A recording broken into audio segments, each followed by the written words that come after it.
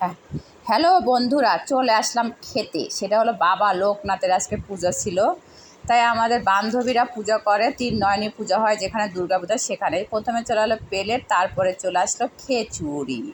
খিচুড়ি আসলে দুপুরবেলা গরমের ভিতর খেতে অনেক ভালো লাগছিলো, ঝরঝরা খিচুড়ি। এই যে আমি খাওয়া শুরু করে দিলাম।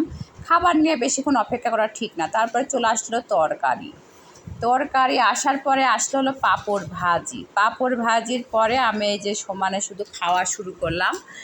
এদিক ওদিক তাকানোর টাইম নাই, দুপুরবেলা লাগছে খিদা, তারপরে ঠিক মতন খেতে হয়। আমার মতন তোমরা দুইটা মন্দিরে একসঙ্গে খাইছো নাকি আমি জানি না।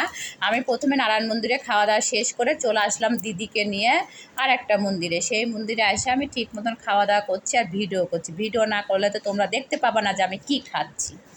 এই যে আমার শেষের দিকে খাওয়া পড়ায় শেষের দিকে বেশি করে তরকারি নিলাম। আমি তরকারি খেতে পছন্দ করি, কিন্তু খিচুড়িটা অনেক টেস্টি ছিল, সেই জন্য আমি একটু বেশি করে খাওয়া দাওয়া করছি। আমার পেটে কোনো জায়গা নাই, পেট লোড করে আমি খাওয়া দাওয়া করছি। বিশেষ করে বাবা লোকনাথের পূজা, এটা আমি না খায় পারি বলেন?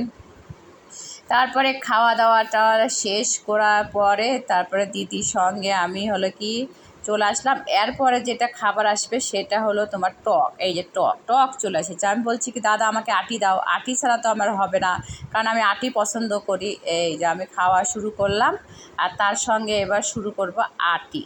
এই আমের আটি আমি যদি না খাই তাহলে আমি শান্তি পাই না, সেজন্য আমি আটিটা নিজে নিজে চায়ে নিই।